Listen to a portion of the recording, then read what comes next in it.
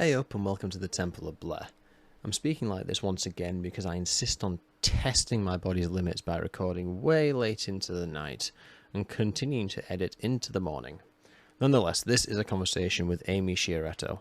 So Amy was a twofer at Roadrunner Records, if you want to call it that. She spent some of her career in radio and some of it in PR in that last stretch in the 21st century from 2000 all the way up to 2012, 2013. We get into it. So in terms of a little bit of housekeeping, about an hour in, two things happen. First thing, I start speaking a bit quicker. Now, if you're akin to the Yorkshire dialect, this isn't much of an issue, but from the American listeners, this might become a problem. That's down to my own fatigue, of which you're still hearing right now. But, just bear with me on that one. Second thing is there's a dog snoring in the background for the audio listeners. It's not me, it's a dog. It's Amy's dog. It's all fine. Anyway, Amy's really helped me out in this one. This is I really enjoyed this conversation because it's departing from the nucleus of Roadrunner. It's departing from the Case and Monty show, and we're moving it more into different territories and different functionalities of the business. It's not necessarily the back office functionality. It's how Roadrunner is filtered and sort of presented out into the world. And there's all kinds of interesting things which Amy sort of led me on to, which I've been meditating on for the past few days. I can't wait to sort of extrapolate and explore further. It's another adrenaline shot into the body of this project. Let's see how many more I can sustain. 1, 2, fuck it up.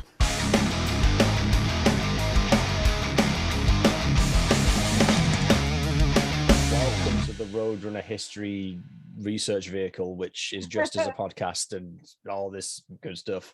It's an awesome vehicle, vessel, document, audio document, I guess. Yeah, well, someone had to fucking do it because I was sick of waiting. So, and we're 100 hours in. But I'm interested. Yeah, I'm interested to speak to you because I think your role in the company, what with having a sort of a two-tiered role, which was obviously radio and then moving into PR, it's almost independent. There's like, when you talk about Roadrunner, there's the Case and Monty show, where they're the nucleus of everything. And then there's other arms of the business, especially as you enter the 2000s and it sort of grows into this massive thing. Things that act kind of independently, a lot more independently. So it's interesting to me to try and break away from the Case and Monty show and start talking about these different minds that are going to start pushing the label into, what it ended up doing and the profile it ended up having. But I thought we should open up with the typical, how were you recruited by Doug and Jonas and whatnot? Well, the story is interesting. And just to mention what you just spoke about, the people who were not the Case Jonases and Monties of Roadrunner, they always referred to us all as the Young Turks because we were the front line that was in the shit doing, rolling up our sleeves and getting our hands dirty. And we used to have meetings and they called them the Young Turk meetings because we were the ones who lived it. And Monty kind of even led that because Monty lived and loved metal as much as all the rest of us did.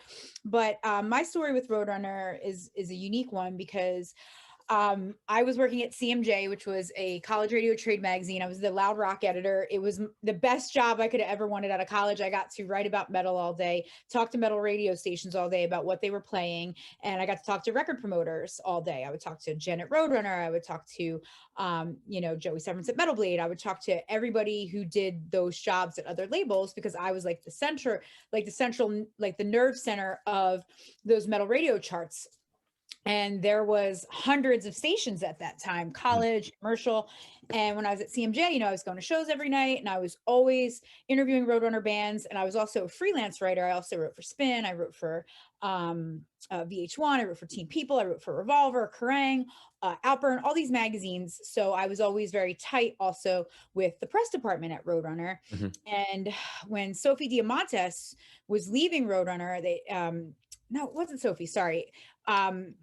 I forget Jamie Roberts and Sophie were the PR department. I think then Sophie left and then Maria came in and I was actually, now I remember, I was at a Glassjaw show. I believe it was at Brownies. And I was talking to Jamie Roberts, the publicist, and she said, "Hey, do you know anybody who might be I'm looking to hire like a third person in the PR department?" I was like, "Oh, would you consider me?" And she was like, "Of course I would." And she called me the next day and said, "I want you to come in for an interview." Because I had always been really, she knew I knew and understood the roster.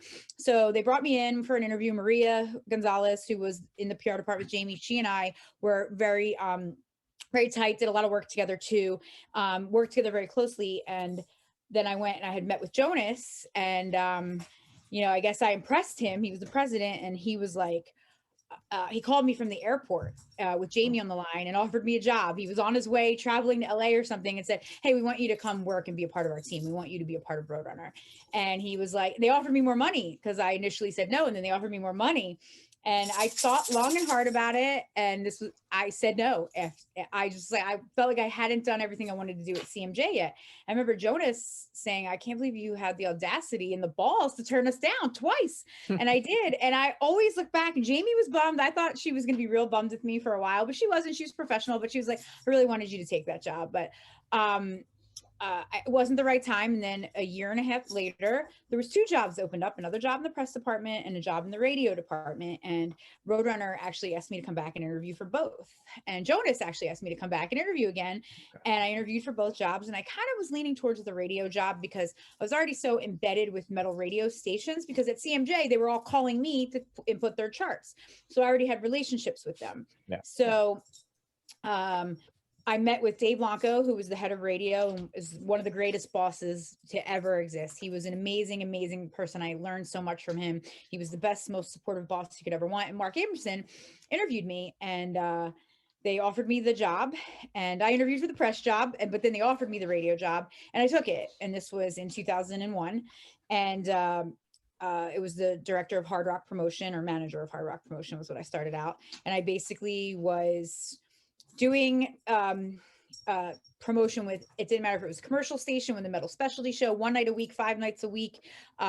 If they played metal, if it was a college station, a community station, WSOU, YSP, WJJO, WZOR, anything that had a metal radio show or metal radio programming, I handled it. And at that time, there was probably 700 stations in the country that I was dealing with. And my job was to promote all of the metal releases to that format. And at that time, there was 4 trade publications. There was CMJ, 2 CMJ charts, one of which I created, FMQB, Radio and Records, and then there was something that called Media Guides, doesn't exist anymore. But it was, it was the height of metal radio helping to break bands like Slipknot, Trivium, Killswitch Engage, Machine Head, Devil Driver. All those bands had a place in that format. So that was, I started in 2001, and I was there until 2012, 2013, I think. So, yeah. So what month do you arrive? Because this is important, because Silver Side Up is just about to change the whole landscape. Yeah, I started just as Silver Side Up. I think I started in December. So it was right as that record came out and blew up. And while I was interviewing, that was like part of the courting process on that second round of interviews, where they were like, we've got Nickelback, they're blowing up, things are changing for this company. It's good to board now and get on board now and come join us. And Iowa had just come out, and, even though Supercharger was a record I don't love, that had come out. And I took the job at Roadrunner, because I remember when I turned the job down initially, I told Jamie, I was like, "Man, I don't love Coal Chamber." And she was like, "Well, neither do I." And I was like, "But you know what?" She's like, "But the challenge is to get people to write about it and like win them over. And that's your job. Your job is to tell the story." And I was like, "Okay, that makes sense." And I took the job Roadrunner because I wanted to work with Slipknot, Killswitch Engage, because they had just signed, and Glassjaw. They were the bands that brought me there. And then I saw how great Nickelback was doing, and I was like, "Wow, I can be a part of that as well." Because I also did video promotion. So that's how I was tied in with the big bands like Nickelback and Fear Your Dead Man, because I did the video promo for them as well, which there was tons of late night video shows at that point. So let's move left a little bit, because one thing I think is really interesting, because you come in fucking hot when everything's about to blow up and the whole landscape is changing. But when you're writing for CMJ, what's the perception of Roadrunner? Because I've got this sort of like narrative in my head, and it's people are bound to email in and shoot me down, which is great because that's what I want. But post Bloody Kisses Roadrunner, between Bloody Kisses and Silver Side Up, or maybe even the Slipknot debut, it's like this. You got the flagships doing flagship things. You got Machine Head doing Machine Head things. You got Fear Factory doing Fear Factory things. But you got all this experimentation happening underneath. Yep. So was that something when you were writing at CMJ that you were cognizant of, or was it still like the metal label, just doing non-metal things? Well, we always looked at it and we would, I would do a news column as well. And I would just write about things that were happening. So I would see Fear Factory going gold off the back of cars, and I would write like, look at Roadrunner, Roadrunner's Fear Factory is making some waves and grabbing a gold certification. And look at this band Nickelback that they have. And going back to Nickelback, I remember when I was the job that I turned down in 2000, that was in 2000 that I turned down the job the first time. Jamie had said, we got this new band Nickelback and you can totally help build their press kit. And I was like, Nickelback, never heard of it. This was on the Curb, really, not the Curb, what was it called? The first one. State. The State. Curb was the thing we re-released from the State. Sorry, I'm totally in my brain. Just a mush right now. But yeah, it was the State. So Jamie was like, you can help build their press kit. And I was like, oh, that sounded like exciting and interesting. But when I ultimately didn't take the job, but I was writing about how Nickelback was helping Roadrunner be that label that could. And even though Nickelback was hard rock in some sense, I mean, Never Again is a hard rock song, it's a great song. I mean, How You Remind Me is a smash, a beautifully written song. That's why it did so well. You can't deny a hook or a melody. But I was writing a lot about that in my metal column because I remember Jamie Roberts was like, man, you're just giving me clip after clip on Nickelback. Thank you. Because she was able to use that in her pitches and her press releases because I was just always writing about how Roadrunner was becoming something and making waves. And you could tell that, okay, here's a label that's doing really well. It's going to allow them to sign more of the Killswitch Engages of the world and still do what they do. It's that kind of band that keeps the lights on. It's just a simple economics. But I ask this sometimes and then I usually edit it out because it feels like it's in poor taste. But 9/11 and How You Remind Me, is there some sort of mood matching here? Oh, I mean, like when that song was everywhere at that time, all over the radio at that time. And I still hear, when I hear How You Remind Me, I'm instantly transported back to how I felt on 9/11. It was a day that changed the world as I knew it. And that song is the soundtrack of that time period. Even my old roommate who I lived with at the time, 9/11, always says, man, every time I hear How You Remind Me, it reminds me of 9/11 because that song was, peaking at that point. So yeah, it's definitely forever connected in my mind. And my life was changing as I was in deep discussions with Roadrunner at that time and making a big change after the world just changed. So Roadrunner is very, for me, closely tied into 9/11 because I made a huge change in my life by changing and taking a job that I worked most of my formative years of my adult life and became the adult that I am by working there, and also an event that changed history. So yeah, I mean, it's worth noting when I asked that question, and obviously for the younger people who might be listening, probably not, it was like that. It was a cultural phenomenon in itself in a media sense because 9/11, like it dominated the general news cycle for the next 18 months. And that was such a big fucking deal. Now, I can't phrase this as it's no coincidence that How You Remind Me resonated. It's something about the melancholy and it's something about, I don't know, maybe it's because it was a hard rock song and there's a kind of even though it's hard rock in a very conventional sense, it still has an outlier aesthetic to it and people resonate with that and with what was going on at the time. It was just weirdly really well matched. I don't know, it's a link that goes nowhere for me, but it feels like it's such a strange and unique link, like that will probably never happen again in history, that it's worth sort of like I will. That song is forever, and so is Iowa, because it's forever linked to that moment in time because of when it came out. I mean, same thing can be said about System of a Down, because that record came out at the same time. Slayer, God Hates Us All. Those all records are celebrating their 20th anniversaries this year, so it definitely can. I mean, I can hear those and I can remember how hot it was on that day. So yeah, it's definitely irrevocably linked. Can you tell me a little bit more about Dave Longcow on the basis that, from my understanding from the Mark conversation, he was brought in from, I believe, as a major, it might have been RCA Records. Right, it was RCA. Okay, because there needed to be some sort of what's accessible credibility. I think I don't know if that's the right word, but I think Case was looking to get a heavy hitter from mainstream music to come and shake things up. Is that about right? It's what it felt like to me. I mean, Dave started obviously before I did, but when I met him, he was like another dad to me. He was just you know, a guy who came from RCA, a major label, working bands like Dave Matthews, you know, who's been around a really long time and was iconic and legendary. I mean, he used to tell us all the time in our radio meetings, he's like, you guys have to really work records. You guys got to get creative. He's like, all I had to do was, you know, I just had to, you know, show up and, you know, party with the programmers.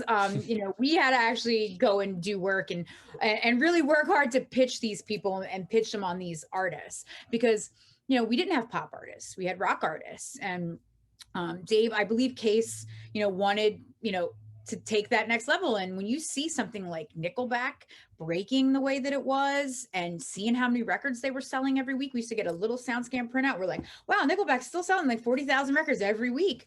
And you want to see that with every band you work with. It made me motivated to go, man, I want to see Killswitch sell like 10,000 every week like that. Let's like Trivium, let's get Slipknot on that same level. Like it motivates you for sure. You want every artist you work with to be breaking like that. So Dave Blanco was definitely one of the reasons I took the job. Him and Mark were very persuasive. Like they seemed like they were an amazing team, and they were. And, you know, Dave was the kind of boss that had your back. You know, I remember I leaked an Opeth song when Opeth signed to Roadrunner, and they were one of my favorite bands. And I leaked it on Sirius, and I wasn't supposed to. I told Dave I was just going to play a little bit, and me and Jose just at Sirius, when it was called Heart Attack for his Liquid Metal, we were like, let's just play the whole song. And then we played 2 songs. That wasn't what I got permission to do. And like managers and product managers were not happy. And Dave called me to his office and was like, next time you play 2 songs, tell me before you do it or tell me after you do it. And he goes, don't worry, I got your back. And there are people who are unhappy because I leaked the song early and it messed up other people's promo plans. And Dave was like, people heard the song all over the world and all over the country. That's promotion. That's what we do. Don't give her a hard time. She just did what her job is. And he had my back. And I'm sure I could have been fired for that. And Dave had my back and was like, next time, give me a heads up. And then he went and fought and said, do not give my staff a hard time for going out there and promoting our bands. He goes, that was promotion 101 right there. So I think he this was is the thing. an amazing human. This is the thing about the label, which we like, yeah, there's great bands. Yeah, there's innovation in the music. But it's interesting how I wanted to talk about this independent sort of like arm of the business operating on its own terms away from the Case and Monty story. But the Case and Monty story is a story of leadership. Of course. And you've got the same thing happening in this different operation, which is so cool. Yeah, there was, you know, there was pockets of all that at Roadrunner. You know, there was people like, when I started, you know, some of the bands that I was working with were not the super heavy bands. It was bands like Il Nino and Spineshank, who had a little bit of crossover appeal and were still heavy, but they were also working to cross them over, and they were having some success there. And they were going to radio with those. And me and one of my coworkers, Veronica Vallado, she was touring in artist development, and she and I were always like, man, why can't we have more bands like In Flames and Mastodon? And we were like, you know, we really want, like, why can't we sign bands like those too? And you know, they used to say we were like the Patty and Selma of Roadrunner, because we were like, we always want more metal. And then we were like, no, we're more like Statler and Waldorf from the Muppets, because we were just always like the grumpy metal chicks, because we just, you know, we loved all the bands we worked with and we worked our butts off for them, but we would always like, hey, can we add these heavier bands to the roster too? And then you know, because Roadrunner had phases where we went up and down with what they were signing. You know, they were trying to keep the Nickelback wave going with more commercial bands, but without like not trying to sign 18 Nickelback sound-alikes. They were trying to take some heavier bands and get like some more commercial songs out of them. And sometimes it worked, sometimes it didn't. I think it leads into this question I had, which was, this is maybe a British ignorance thing, but what's active rock in this sense? What's active rock is, because it feels like that's the platform you want a band to transition to. Sure. I feel like active rock is like, this is now a mainstream item. Active rock it's a radio format. You know, it's not heavy metal, and it's not pop. It's just harder rock. You know, it evolves on what it means. You know, I mean, some people Five Finger Death Punches active rock, and you know, Foo Fighters in some worlds can be considered active rock, and some worlds is considered classic rock at this point. I'm trying to think what else. Like it's active rock is like, it's heavy, but it still can appeal to the mainstream and the masses. You know, Chevelle active rock, stuff like that. It's like Killswitch Engage gets worked to active rock. It's just I think it's just a term to try to say things that are heavy but just not heavy metal, hard, but not as hard. Heavy but accessible. Yeah, accessible heavy metal. The song that doesn't have all the screaming. That's how I look at it. There's still some super heavy stuff at active rock, Architects, stuff like that, today. Yeah. But it's constantly evolving. Like whatever was alternative in like 2005, like Fall Out Boy is not considered alternative now. The radio formats are always constantly evolving. It's similar to, it speaks to the oversaturation of everything, really. Yep. Which, that's a different documentary project, I think. So as your role in radio then, is there a threshold you need to pass before you go, my job here is done? So like, let's say Killswitch enter into the active rock capacity. Now it's like, okay, we are now in a safe space that whenever there's an album cycle, we can just hit certain beats and we'll probably generate some success. Or is it? No, Roadrunner was the best thing that the Roadrunner radio department was always very cognizant of, and that we worked to make sure of this, was that when we had, Killswitch Engage started at metal radio. They didn't get an active rock campaign until the end of Heartache. Mm-hmm. Alive or Just Breathing was just touring and metal radio and the press that supported them and just rebuilding after Jesse left and Howard came in. And I was actually the only person at Roadrunner that had seen Howard's first show with Killswitch at Hellfest. And I remember when I came back, everybody's like, how was it? And I was like, oh, it was amazing. They're like, you're too biased. You're friends with the band and you love the band. So you're too biased. I'm like, I'm not biased. And look what happened. What happens with Jones? They go on and they have an amazing run with him. And Jesse, who I adore, you know what I mean? He still made my favorite album with them, which is Alive or Just Breathing, which also came out on my birthday. And I'll always be, linked with that. But Roadrunner, the beautiful thing that our department, when I was in the radio department, what we did, and this was Dave and Mark understanding this, and Mark Mark did the job before I did, so that was his roots. So he always was going to look out for it. And Dave, understanding the place that he came to work, was that Killswitch Engage on Alive or Just Breathing, we're going to not Alive or Just Breathing, End of Heartache, we're going to get a commercial radio campaign, but we are always going to serve the metal core first, the metal radio stations, the metal supporters. Same thing with Slipknot. I worked Iowa, and it's a heavy record, and we still had to make sure that all the metal stations were covered with interviews, anything they wanted, giveaways, access to the band, tickets to the shows. And when Volume 3, the Subliminal Verses, came out, it was always, we got to give metal radio the heavy song first. Metal radio gets it first. We never would ever forget that format, because it supported those. They owned it. They took ownership of it, and they helped break these bands, and they helped get these bands those active rock campaigns.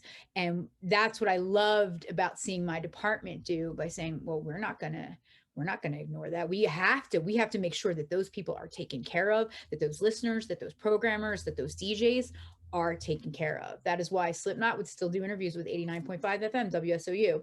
It was, that station was quintessential, because you have the New York marketplace and the metal fans are listening, and that's where you want to grab them. You got to be on WSOU. So I had to drive Corey Taylor to WSOU many times, so we never forgot that. None of the, it was, those stations were important. I can't tell you how many times I would have to drive bands up to like WAF in Boston for their metal show, to make sure that they felt that they were taken care of and that they had all the access that they wanted to these bands, because they were essential to helping break them and helping us sell records. Because obviously in this world, it's like a universal world now, isn't it? Because they're the big daddies, owning what, 49%, 50% exactly. Yeah. Did they take issue with that approach? Because I'm sure they would want to go, no, you want to go for the biggest stations, forget the metal stations. Or would they like, fuck them, don't matter? No, I didn't get that at all. When I was working there was no pushback on that. I feel like I think they looked at Roadrunner and said, you guys know what you're doing, go do it. Yeah. I look at the End of Heartache. That was a record that came out the first week and sold 40,000 copies based on the efforts of the people on the front line, metal radio and press and digital and touring. That's how Killswitch engaged. They told us they're not getting a commercial radio campaign until you guys get this record to a certain amount of records sold. We have to show them something's going on with this band. And that was like, to me, all right, let's get there. If we got to get to 100, you want us to sell 150, let's get to 175,000. Like, let's do it for this band. And all our bands, we felt like that. So I think we were, the fact that these positions existed, that I had pressure on me. You got to get more spins. You got to get everything's got to go number one. Everything has to be number one. If you got, I worked Volume 3 and The End of Heartache at the same time. And I remember Dave Blanco saying to me, just keep switching them back number one each week, every other week, because they were out at the same time. And he's like, just put the pegs in, make sure Slipknot goes number one and make sure Killswitch goes number one. I don't care how you do it, get it done. I'd be like, oh, okay, I got it done. But it did. We got it done. Had to keep everybody happy. And those were two of the most important albums that we released in that year and at that time period. Yeah, no shit. I'm freaking beasts. Great year for releases. Also, that was the same year that a record that I hated when I worked it and hated when it came out. And now I look at it as one of my top 5 favorite releases that Roadrunner ever put out, which was 36 Crazy Fists, A Snow-Capped Romance. Really? A total sleeper hit. Like, nobody, that record is one of the greatest things that Roadrunner ever put out, and is a completely slept on, forgotten about gem. So I always tell people, and I didn't like it. And I remember Mike D from Killswitch was like, how do you not like a Snow-Capped Romance? I'm like, I hate that record. It's horrible. I don't like the And he was like, this sounds like everything you like. Go back and listen to it and then go see them live. And he goes, and come back to me and tell me how much you love it. And he was right, because it was like, why didn't I like that record? Everybody I worked with was like, how do you not love this? And it grew on me over time. And now it's a top 5 for me. I love when that happens. I'm going to start asking people what their favorite Roadrunner release is, because Mark thinks it's Ex Order.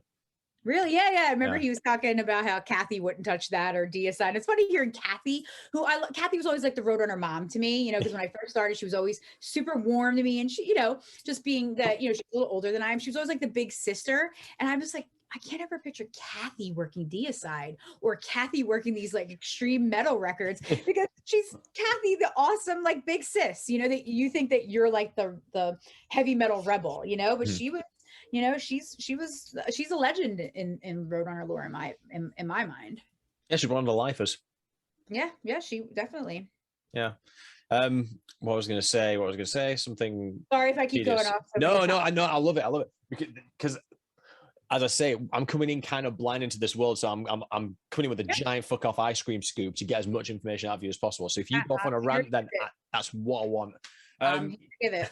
So what was your first assignment then? Late 2001. It must have been early. I'd say, yeah, because I remember like I started and then I really dove in January. But some of the first records I worked was Fear Factory. I always explained it to people. My era of Roadrunner was when some of the cores like Fear Factory, Sepultura, Typo, they were all in their like last album or cycling out. Fear Factory broke up on the Digimortal record, and that was the record that I came in on. And I still remember getting the email from Monty to the staff saying, "Hey, Fear Factory broke up." And I was like, "Oh my God, wow, I'm getting this inside information as a staffer now."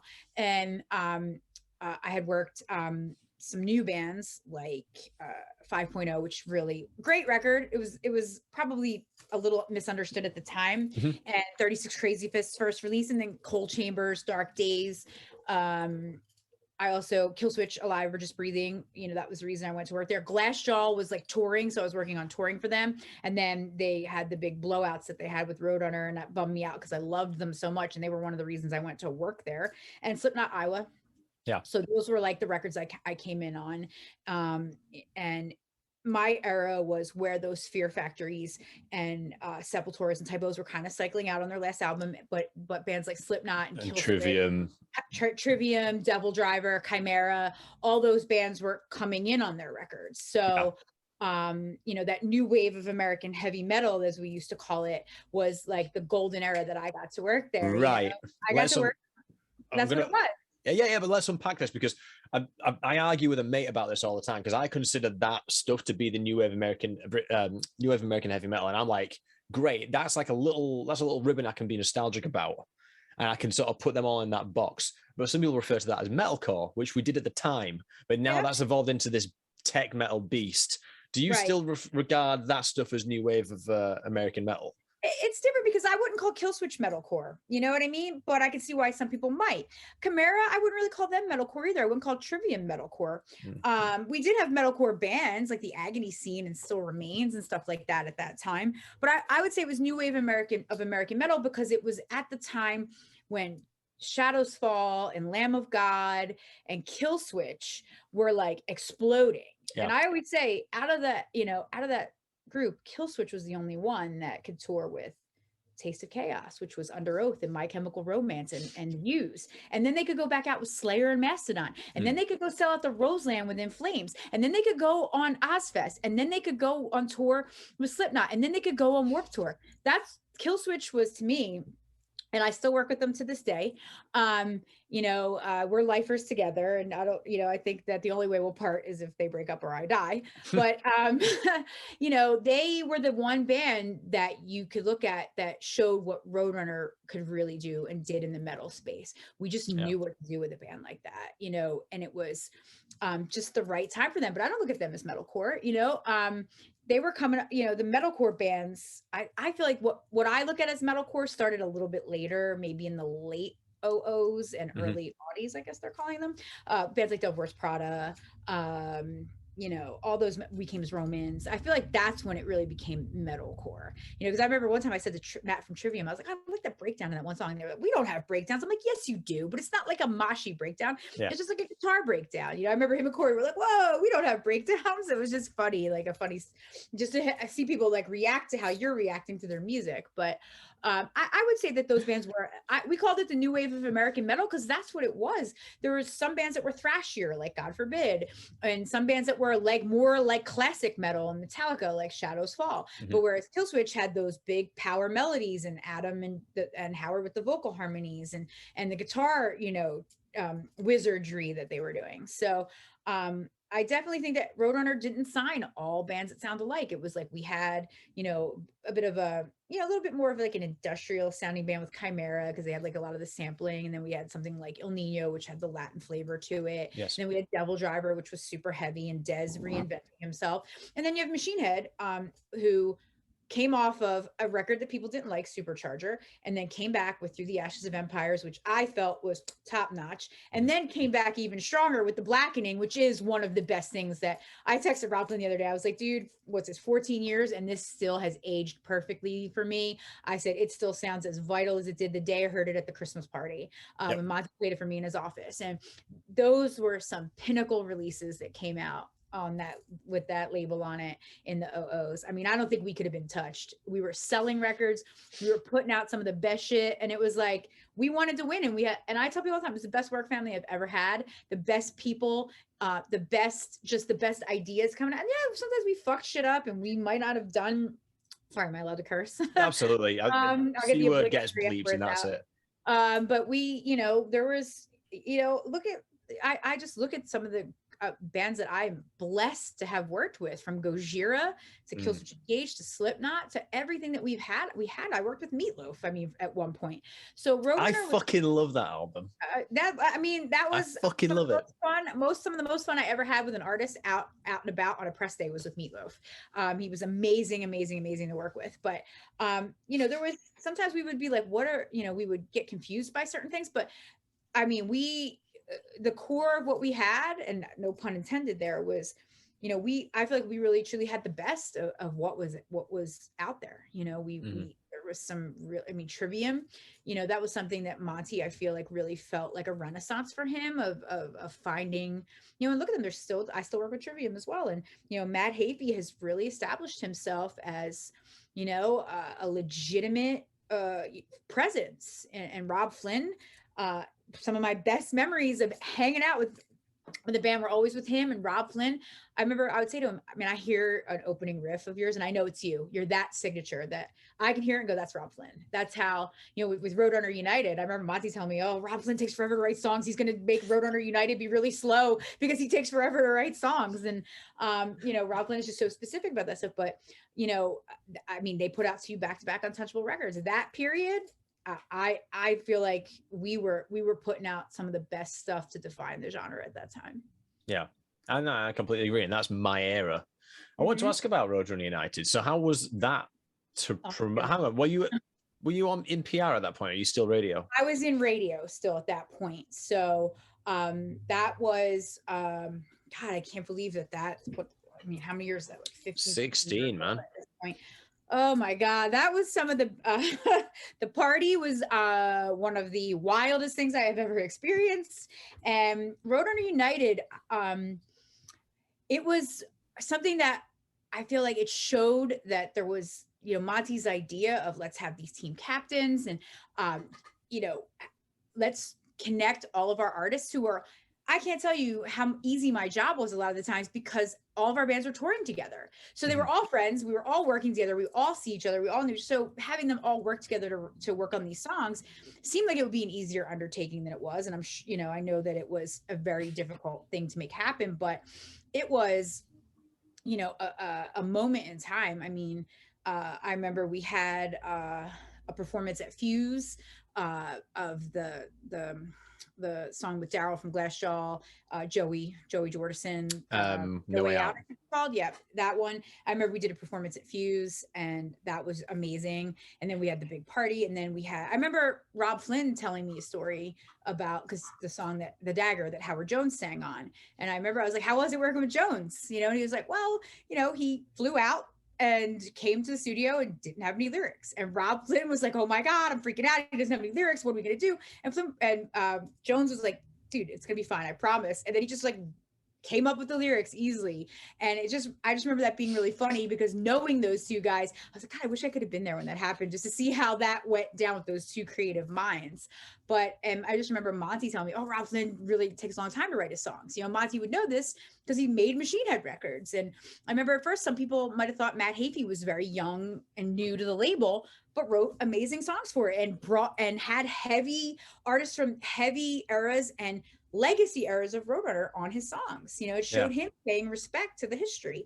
And now at this point, Matt Hafey is a legacy artist for Roadrunner, and as well as he should be. It's a weird case study, isn't it? Because there's such nuance in every song and how each one is mobilized and the decision making that went into every single one. I actually think the Dagger should be like part of the Machine Head set. It should be like the fucking opening track. Great song, one of the great songs. No Way Out. I love that song because I love Daryl from Glassjaw's voice.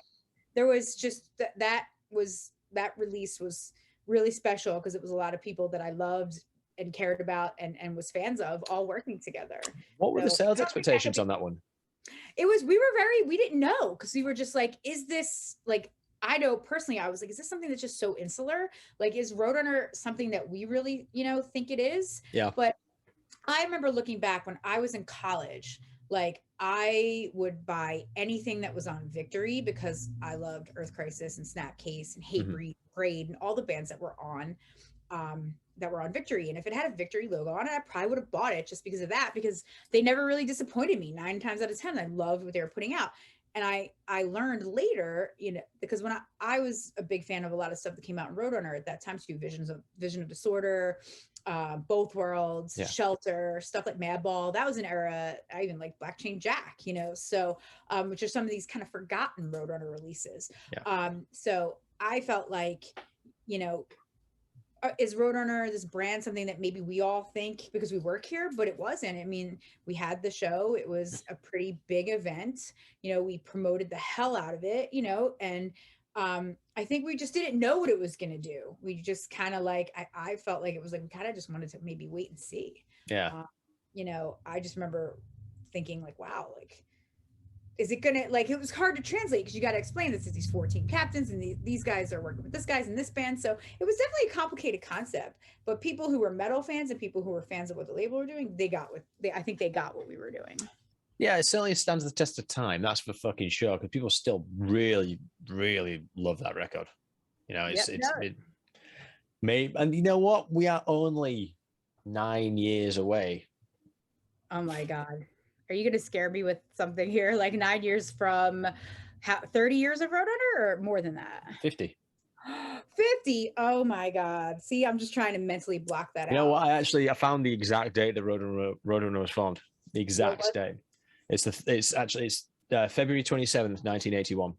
1981. Wow. So the 25 years is, you know, you move a little bit left to right, and it's God. around about 25 years is when Roadrunner United came out. But You think yeah, like it was like a baby back then, you know, and it was like, gosh, you look back now and you're like, that period was so, you know, sometimes I didn't think, I don't think we realized what we were doing, you know, maybe we look back and we're like I appreciated 36 Crazy Fists after the fact, you know, maybe there's other people who felt that too. I don't know, but I look back now and I'm just like, wow, it was a special place, you know, it had a lot of categorized eras and compartmentalized eras. I feel like, you know, there was the death metal era, and then it was like into the you know, crossover era with the Fear Factory, Typo Negative, and Sepultura, and those were really important years of Roadrunner. And then getting into the Nickelback era, and then they did sign commercial bands that they were, you know, that were radio bands, and but I still feel like they weren't Nickelback clones. I mean, Blackstone Cherry was certainly no way.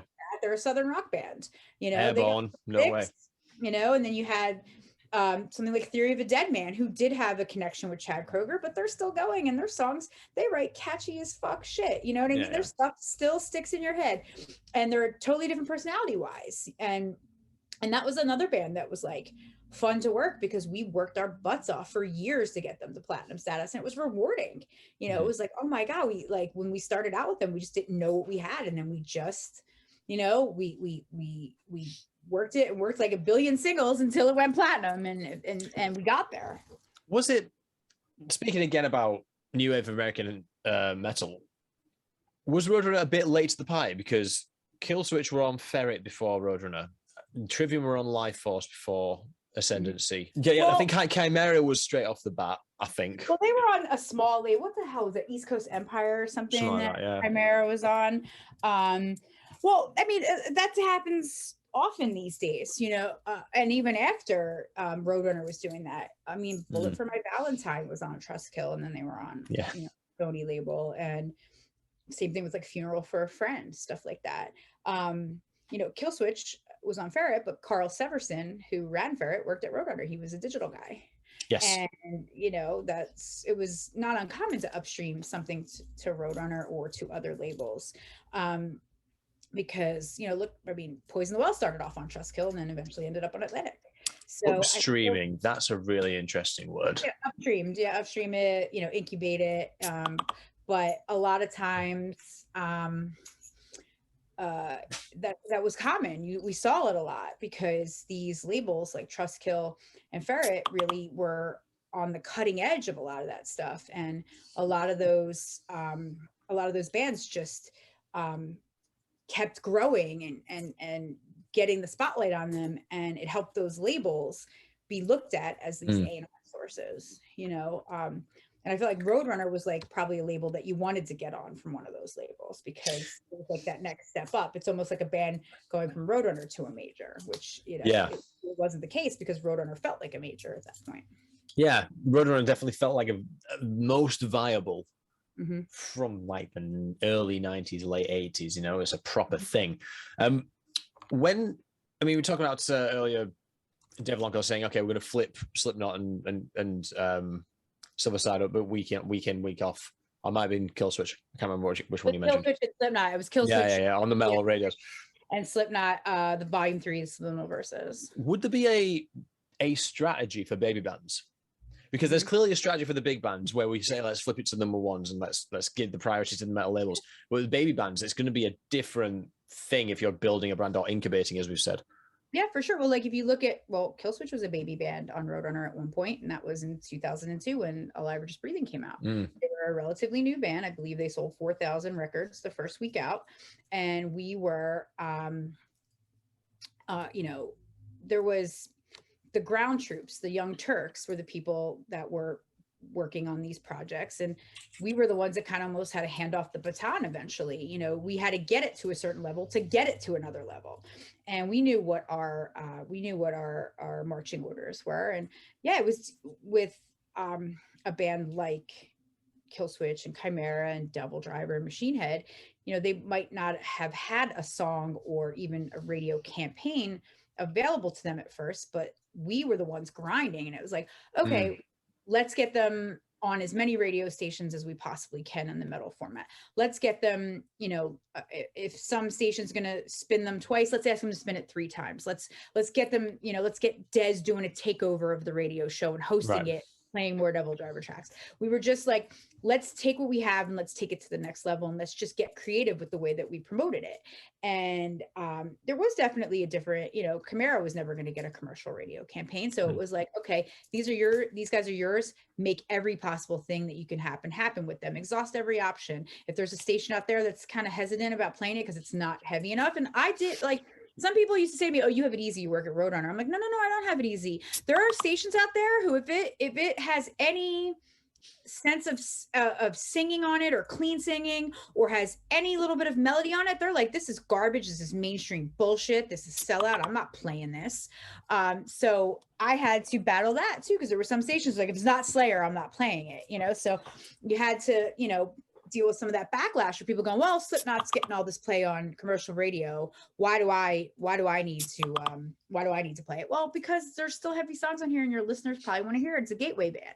So there was definitely but even when bands like Slipknot were, going to that next level, going gold, going platinum, getting Grammy nominations and getting commercial radio airplay and singles and next level late night TV, it was still like Roadrunner never gave up and never said, metal radio doesn't matter anymore. It broke the bands and they knew it, and the powers that be. That's why I had a job. That why my position was considered at the time a critical position there, because there was a lot of bands that the only airplay they were getting was on those metal stations. Yeah. And we better get a lot of it. And all the time we had just so many releases, and we were Roadrunner gave us the resources to work with them, to give them copies to give away, to make sure all of our bands, Corey Taylor still did metal radio interviews on All Hope Is Gone, and on volume 3. He was accessible to me, he was accessible to my stations. He still would meet people at Ozfest. He would still do the meet and greets. He would still talk to everybody.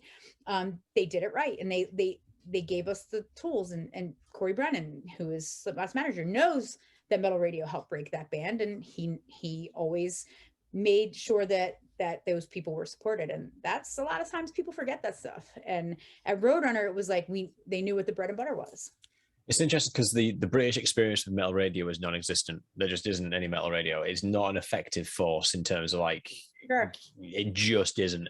So it's always interesting to hear the nuances of how that world's managed in the States. I just Googled the Young Turks because I was like, I need to see if there's the academic grounding of the term. A member of a revolutionary party in the Ottoman Empire who carried out the revolution of 1908 and deposed the Sultan Abdul Hamid II. A young person eager for radical change to the established order. There we go. That's what they would call it, a Young Turk meeting, where we would talk about releases and where we would talk about what we loved and bands that we were and what we wanted to do. And Case would sit there in those meetings with us and Monty, and he would be talking about something like Gojira. How's this ever going to be anything that's commercially viable? And we're like, we know this is good. We know that out of all the extreme heavy metal bands out there, that Gojira is the best that there is, and we are going to do everything we can to turn heads on it. So that was the stuff that we lived it. So we were like, we're going to go out there. We have this band that we love. We're going to just turn every head that we can on it. It was something that people like Monty, decades deep in the working there, was still passionate about the stuff he was signing like that, and we all loved it too. So, but yeah, the Young Turks, we were just the ground force, the people who were out there, working on the metal bands. So at the end of the day, Roadrunner is still a business as well. So how would your performance be measured? Would there be a certain you got X spins which converted into roughly some sort of sale? Was there a way that could measure the output? It wasn't like an exact science or exact metrics and analytics, but it was you knew it. You got airplay, and you saw some spikes in the market. You saw some ticket sales move. So it was definitely a direct correlation. We saw that, you were getting a lot of the stations that I worked with were 50,000 watt stations in major markets, or in the markets that love metal, whether it was, Chicago or Madison, stuff like that. So there was a lot of you would see it, you would see it on that, it wasn't, it was just, you could see that when your airplay correlated to things happening. Yeah, there's a clear correlation. That's the word, isn't it? Shows are being sold out. People are finding out about this. Was not, the internet was not, social media was not what it is today. That wasn't how you found out. Yeah. You found out about shows and the bands that you love by listening to the metal radio stations and by reading about it in the magazines, because you couldn't go on Twitter or Instagram and see, an Instagram story about, who's, what your favorite band's eating for lunch, and they're playing tonight. So yeah. So yeah, it was definitely that's how you learned about that stuff back then. It's just, well, it sounds so like way back when, but it's the truth. Social media is a relatively new construct. Yeah, in the grand scheme of things. How did you get into PR in the end then? Well, that was, things started to change at Roadrunner. Dave Blanco was retiring. He was leaving Roadrunner, and they were kind of shifting things at the top. What year? This was 2007. All right. And Jonas said to me, "We're going to move you to the press department." And I said, "Okay." I loved working at Roadrunner and I didn't want to leave. So they were like, we're shifting the metal radio job, and Mark was just going to oversee it. And they were just shifting things, and they moved me over to press. And that was fine, with me, because I still wanted to work with all those bands. And I loved working at the company so much that I was willing to do whatever they wanted me to do. So yeah, it was some changes were coming down, and I think on the corporate side, and they were like, "Well, we're going to keep you and put you in press." I said, "Okay, let's do it." What's the ethos in PR for Roadrunner then at the time? Because there's eras like we've got Pete Steele in Playgirl, we've got Glenn Benton getting death threats for shooting squirrels. Are there PR nightmares, or is there no such thing as a PR nightmare in that regard? There's always a PR nightmare. That's just every day in PR, dealing with things, people saying or doing dumb things, and you have to fix it, which is fine. That's what the job is. But back then, there was the issue of Pete Steele on the cover of Playgirl. There was always a copy in the office, and it was always handed down. And I remember when Jamie Roberts in PR left, she gave it to me, and I kept it at my desk until I left, and then I handed it off to Susie, who was a product manager. So it was like one female in the office always held on to a copy of the well-endowed Peter Steele issue.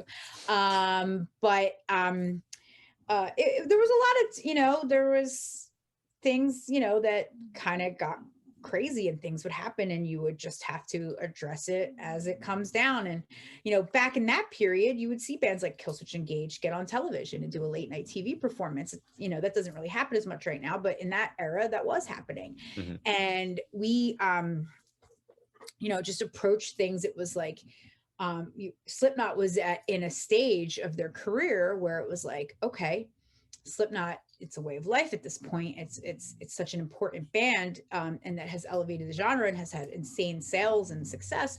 It's like, okay, now it's like, we got to tell their story in the New York Times, like a legitimizing feature. So you have to look at that and go, how did this band of nine metal maniacs from Iowa become this thing that people live for? It would be stuff like that. And or when you're dealing with, sometimes TMZ calls you and says, "Hey, I heard this thing about one of your bands," and you're like, "Okay, gotta try to not make sure this doesn't come out." So PR is a very, I always explain to people, PR isn't really about the review and the interview. That's just one branch of the tree. PR is protecting the artist. Not doing interviews is a PR strategy. Making sure that the press around a band is really positive, or having them only talk to certain outlets, or doing a certain way of doing things is how you create the story and the mystique. And there was a lot of times, especially in some not campaigns, just about making sure that that we help them put their best foot forward. That's a complicated machine of a lot of people and a lot of personalities. You want to just make sure that people are always getting the best side of all the bands that you work with. Sometimes there was times when somebody would say something in an interview, and I'd get asked, "How did you let that happen?" I wasn't there. Well, you should have been there. So it's like, and it's like, sometimes you just have to kind of, it's about the spin sometimes too. It's about, somebody says or does something stupid, and then you got to fix it. What's the biggest PR nightmare you've had to endure for Roadrunner, and then what's the biggest PR success that you've had to elevate? I'm trying to think. Biggest success. Could it be You know, what Corey Taylor thinks? The meme, because that kind of like it knows itself, doesn't it? It's a you know, self-propagating. he was, I got to think, because there were just so many moments, of doing those, there was just a lot of things that happened, and you would, um, it's almost like there's too many, I can't even try to like drill it down. I'm just trying to think, like, there's been tough moments. I mean, to me, one of the hardest things was when Paul Gray died. I mean, that was somebody I cared about, and people who I care about, his bandmates, lost their brother, and helping them navigate that was the hardest moment of my career. Nothing will ever be harder. It was really difficult, um, and then the victories were always just like, getting a Murder Dolls on the cover of Outburn, or getting Killswitch Engage on a cover here, or getting somebody who you wouldn't expect to cover these bands to cover it. And to, I remember it took me months to get Opeth in the New York Post. There was a writer there who actually used to work at Roadrunner, Larry Getlett, who loved Opeth, stuff like that, or getting Dragon Force on the cover of Decibel stuff. There was, I felt like everything was a victory, because nothing is a given. You have to fight for all this stuff. Nobody calls you up and goes, I love this band, I'm just going to put it on the cover. You have to pitch it. You have to believe in it and tell the story, and drill it down to somebody so that they understand why you have something and you think it's awesome, and that they should think it's awesome too, and that they should put it on their cover, or put it in the pages of their magazine, or put it on their website. So there was a lot of those moments. There was some I can't really talk about. Yeah, sure. Some of them were just like difficult moments, but most of them were really awesome. Like, there was just, like, for me, it was about knowing the artist's personality and putting them in situations that they're comfortable in. If you have somebody that doesn't like to do a real long interview, or if you have somebody who can kind of go off the rails a little bit, it's best to stay on it, to stay on the call and connect it, and then cut it off when it needs to be cut off, when the artist is like hits a certain time point. It's just about having that closeness to them, to know what they're comfortable with, and make sure that you always help them put their best foot forward by putting them in the best possible situation. How do you do that these days then? In the age of oversaturation, how can you expose an artist to the point where it's in front of it? Because our magazines don't have quite the potency as they used to. No, seriously, especially the press. I mean, there's, like, when I started doing press, there was thousands of them, and now there's really it's a premium, and it's just a matter of making sure that artists don't go off on a social media tangent, because nothing dies on the internet. You can delete it, but probably before you even sent it, somebody screenshotted it. Before you tweeted it was already screenshotted, because it's so instant. So a lot of times these days, a lot of my job is just making sure that stuff isn't misinterpreted or put out there, or you always want to make sure that the artist is represented in the best possible way, and helping them understand, don't say this, don't do that, don't put everything out there on social media, because sometimes you can't take it back. And that's just generally speaking. That's not just artists, that's anybody, because it's out there. You have to watch what you say. It's very different these days. Before, it's like you could put a statement up on social media, I didn't do this. Back then, you had to help them craft a statement. You had to make sure it got to the right people. You had to give an exclusive, or you had to get it done right. So these days, everything's a little bit more immediate, and a lot of it isn't like through official channels, and it's like sometimes people will run with things that haven't even been fact checked, and you're like, whoa, who told you that? That didn't come from an official source. You can't print that. And some people do it. So it's like journalism isn't journalism these days, and I'm coming from a journalism background. People don't fact check anything anymore. Nope. It's hard. No, well, that's why I'm here, so everyone can see 100 hours of fucking Roadrunner interviews. Oh my goodness. Okay, so let's close out the Roadrunner years then. So what's you say you left 2012, 2013? 2013. It was the beginning of 2013, or the very end of 2012. Did you leave, or were you pushed? I would say I didn't have a choice. My position was basically eliminated. Okay. I always tell people, like, I still work for Roadrunner though. I still, when I left, they brought me back. And it's like I never left. Everybody there is still family to me. I still work with Trivium. I still work with a ton of bands. on the label, and I love it. I couldn't ask for Is that better. how Album Splitter works then? Is it like a subsidiary of Roadrunner, or is it just like closely linked? Addis Splitter is totally separate. It's my company. Yeah. When I left Roadrunner, I always tell the story. I always blame Mike D from Killswitch for everything. Because when I left Roadrunner, I went to a Killswitch show and I told him, I said, "Hey guys, I'm leaving Roadrunner," and they were like, and Mike D was like, "Well, don't leave us." So I said, "All right." So I was like, "I'll still do PR," and Killswitch was my first client, and they remain it to this day. And like I said, they're I'm 20 years deep with those guys. You know, that's family, that's blood at this point. And you know, I stayed doing PR, and then I still worked with Gojira and Machine Head and Corey Taylor at times. And so it was like I stayed with most of the bands. And then Roadrunner was like, "Hey, we want you to come back and do things." And because I was, you know, I was so embedded, and I couldn't be happier for that, you know. So it's like I never really left. I'm just not in-house, but I do a lot of work with Roadrunner, and I love it. And I couldn't ask for better partners. It's, you know, it's my family. That company is a part of who I am, no matter what form it takes. So it was my honor and privilege to continue to work with them. But I always tell people that I probably would still be there if it was up to me. And I always say, like, Addis Splitter, it's separate. I love what I do. I love the bands I work with. I love what I've built with the company. But I sometimes say, you know, it's like I have my family. It's like my family, and I've got kids, and I got the house, and I got the husband. But it was like, if Roadrunner came back to me and said, "If you want to come back to work for us," I'd be like, "All right, I'm going to leave my husband and cheat on him, just go back that way." Because I always think my love for the company is, you know, it's just on a different level. But so yeah, I still work with Roadrunner. I still work with Trivium. I'm maybe 16 years deep with Matt Hafey and Corey and those guys. And I still work with some of the newer bands like Joyous Wolf. You know, I still work, you know, I do a lot of touring stuff with bands like Motionless and White and In This Moment and stuff like that. So, and I do press for them, but yeah, it's like I never left, really. How does the PR strategy work with Trivium when you've got four figures who by design are on Twitch every day? Because it's like I guess, like, because they're all very professional in that regard, that they won't spill the beans on anything. Like in the Court of the Dragon, just like drops. There was no leaks, there's nothing, even though they were like exposed every day for 3 hours. You know, it's it's like they've got that cottage industry, you know. It's like you know, Trivium's a well-oiled machine, you know. I mean, I think that they get better as they get older. Their albums you know, are always different but sound like Trivium. You know, it's kind of like Machine Head. Like it always sounds like Machine Head.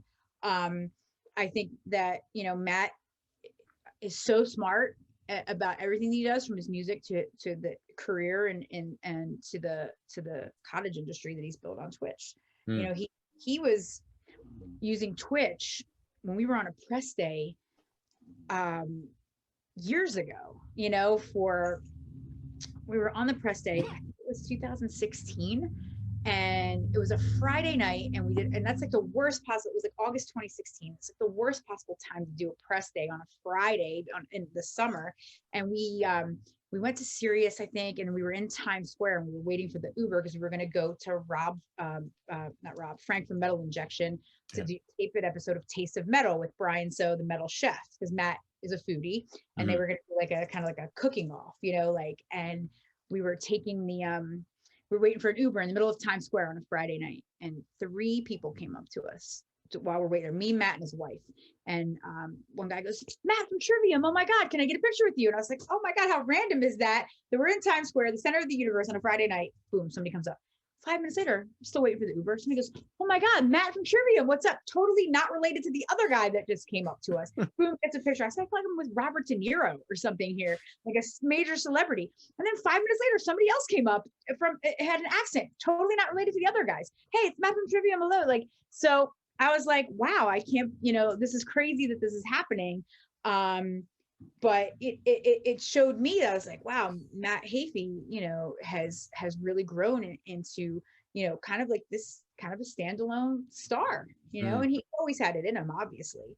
But it was just interesting to me. Like, I always tell the story too, like a couple, after we did that press day, and we had I was in the background in the videos for it because I was there coordinating everything. And Matt, you know, was cooking, and you'll see me in the background. And then one day I was going through my Starbucks through the drive-through, and the guy who, you know, gives me my drink was like, "I saw you in a video by my favorite band. And I was like, okay, it was probably me. Of course, I mean, of course it's going to be me. What band was it? And he goes, Matt Heafy and Trivium. And I love that he called them Matt Heafy and Trivium, even though it's Trivium.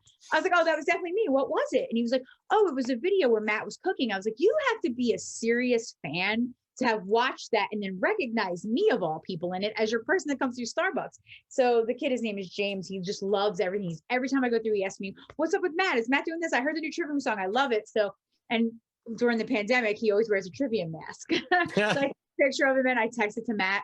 And because this kid was such a big fan, I at a Trivium show, I think it was like a festival in North Carolina. I was backstage and I just got Matt to autograph a set list and sign it to James. He gave me guitar picks, Matt Heafy guitar picks, and I gave it to this kid. He was like, it was like I made his life. And he was wearing a Slipknot shirt when I gave it to him too. I'm like, oh my God, this kid probably would think I'm the most awesome person ever. But because I've from working with all of these guys for so long. But it was a job that I wouldn't change. I wouldn't trade it for anything in the world. The way you were feeling about Roadrunner around Roadrunner United, like, is this an insular thing that we all appreciate because we're here, or is this like a wider thing? That's how I feel about Trivium. It's like, do I think it's a really special thing because I was there in 2005, right, or is it actually like this huge global phenomenon? And I don't even think I've got an answer for it because, as you say, it is like a cottage industry. Who, Trivium? You mean or Roadrunner? With Trivium. Yeah, well, I think my seeing people come up to Matt Heafy 3 times in a 10, 15-minute span in Times Square on a Friday night was showing me that I was like, this is bigger than I even realized it is. And I already think it's big. So, I just seeing that, I was like, wow, like here's Matt. Matt, he stands out. He's tall. He's got his tattoos. He's got a unique look. So, but still, it was just like, wow, everybody's, kind of stopping him. And then just to have like my Starbucks barista be that big of a fan, it's like, Trivium really built it legitimately, brick by brick. Trivium were a baby band at one point that started out at Metal Radio. And that was one where it was like, got to get this one #1, got to get this everywhere, got to get this on Sirius, got to have a performance, got to do this. So it was just building it brick by brick. That's how we did it with these bands. And it was a formula that definitely worked, and it helped create career artists. Yeah. I always like another story I always used to tell when I was doing radio.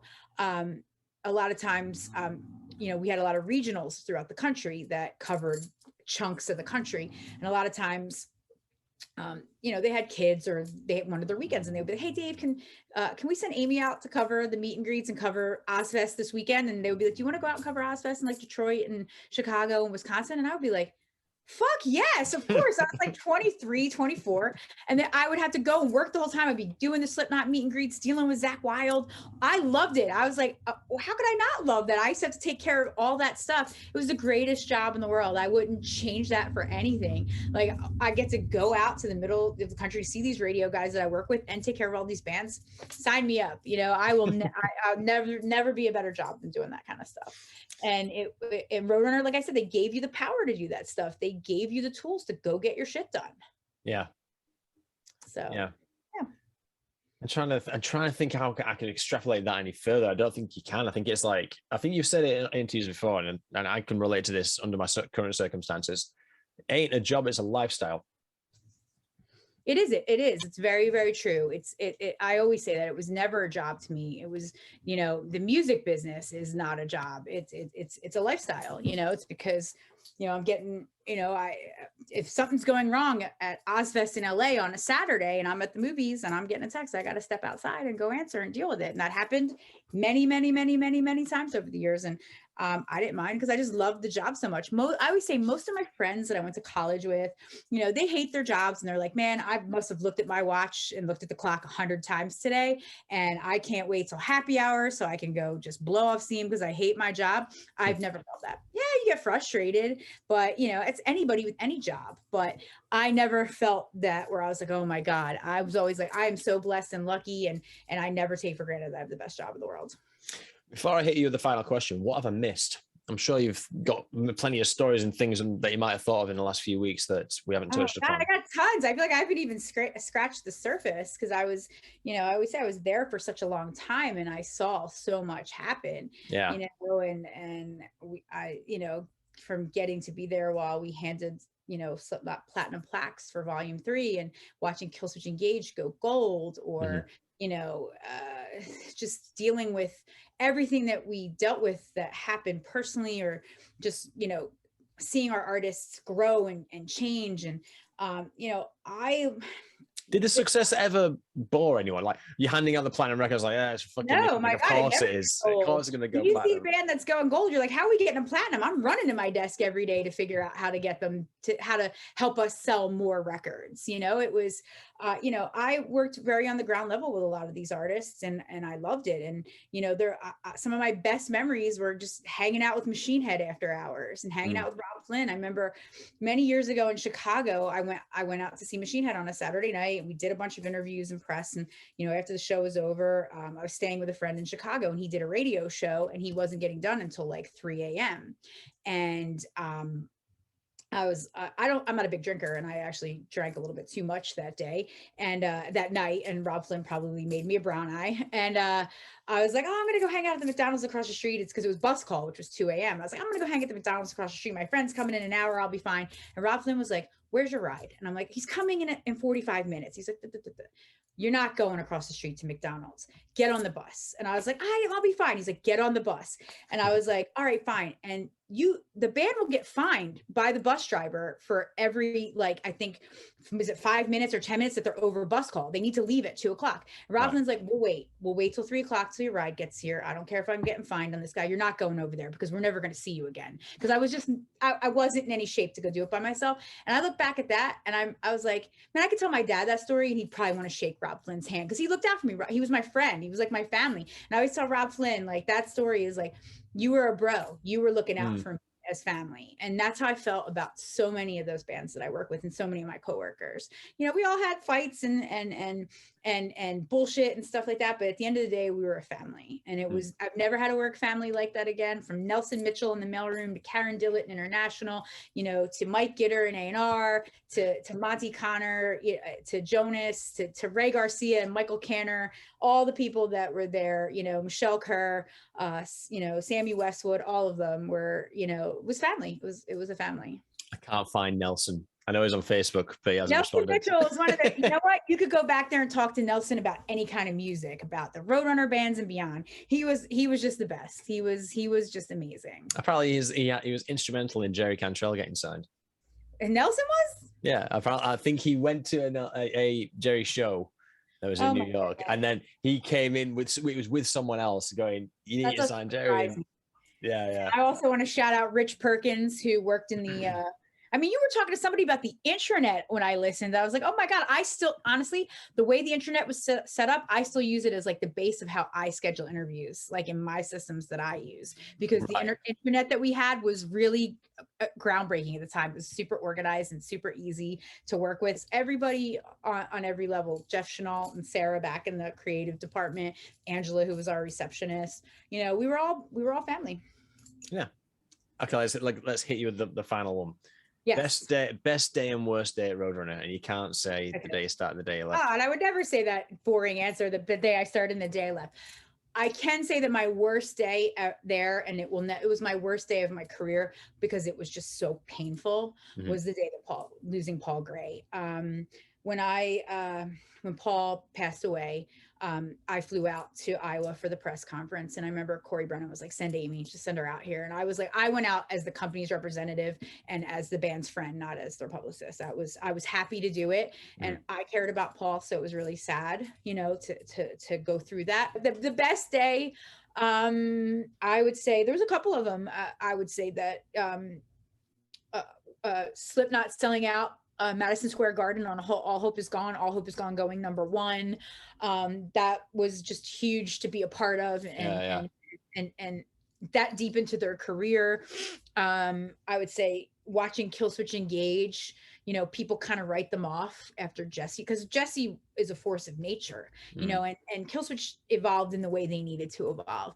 But watching people kind of write them off, and then they came back and they became one of the most important bands of this generation. Just watching that and being a part of that. And like I said, watching them put those pegs in place with touring and having managers that understood them and just go, we're going to put them out with Slayer. We're going to put them on Ozfest. We're going to put them on Warped Tour. We're going to put them on Taste of Chaos. We're going to put them with Mastodon. We're going to put them, we're going to put them with with My Chemical Romance. That was just a beautiful thing to watch, that growth. So there was a lot of great days there, just, just so many of them. But I think those are some of my favorite memories there. Awesome.